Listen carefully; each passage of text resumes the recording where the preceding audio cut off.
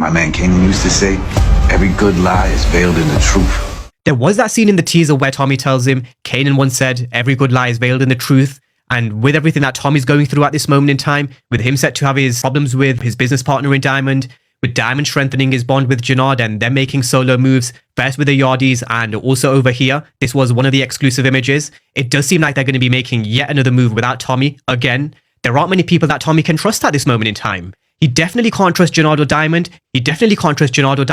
And even though Shanti warned him at the end of episode 5, which was definitely the right warning, he definitely can't trust her either. Stacey Marks will no doubt try and make another move on him, or maybe use some dirty tricks. And then there's also Vic Flynn. He's also planning to take back control in the background. That's not even taking into account characters like AUSA Seng, Miguel Garcia, who also wants him dead, with Roberto Ortega in the Marquez cartel. I wouldn't be surprised if someone else or something else popped up as well. So just have a look at the list that we just went through. Tommy really does have a lot of enemies. Some he knows about, but some he doesn't. But they're all spread across the entire chessboard, from his business partners to those that work for him, law enforcement, and rivals who only happens to be Maria's brother. He's in a crazy situation going into the home stretch, which is why I do think he needs D-Mac more than ever before, because he's probably the only person that he can trust to have his back, that won't turn on him in the streets. Those types of people are very rare, and why the loss of Liliana really does hurt. If she was still around, then that's someone who he would have definitely been able to trust.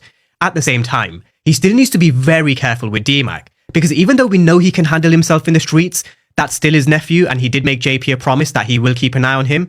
But after D-Mac wasn't in episode 5, I'm expecting him to return, and hopefully we start to see him earning his stripes. Hopefully Tommy starts to bring him along in the game, teaching him what's what. This is how me and Kanan did things back in the day. We had Tommy tell JP the story of when Ghost moved in with them, and when Kate tried to stay sober, which only lasted 2 weeks.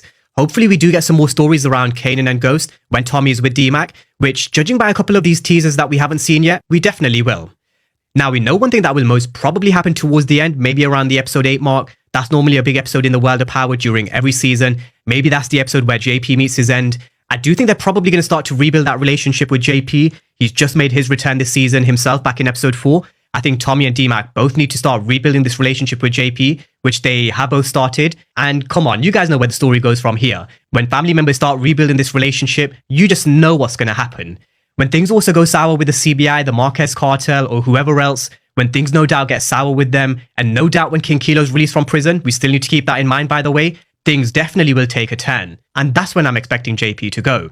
In episode 4, he said that he'll smoke King Kilo too, and the more you kind of think about it, King Kilo never really bought the story from Jannard, with them pinning Mad Dog's body on Rashawn. I do think he still wants blood, and that blood may very well end up being paid by JP. And if that happens, then shit, it definitely is on. That's when we're probably going to see Tommy and D-Mac get ready for war, and I wouldn't be surprised if D-Mac does actually end up smoking King Kilo. I think he will definitely be released at some point, and I do think he will get smoked as well, so why not have it be at the hands of D-Mac? It definitely would be a big kill. I also do think he will surprise Tommy with what he's capable of as well. Tommy knows that his nephew is a very smart kid, and he's street through and through, but I do think he'll surprise him with what he's capable of and just how smart he actually is, with D-Mac maybe making some of the plans. And I am going to give you guys an example. Young Kanan from Raising Kanan. He was the one who came up with the Van Wyck idea back in season 1.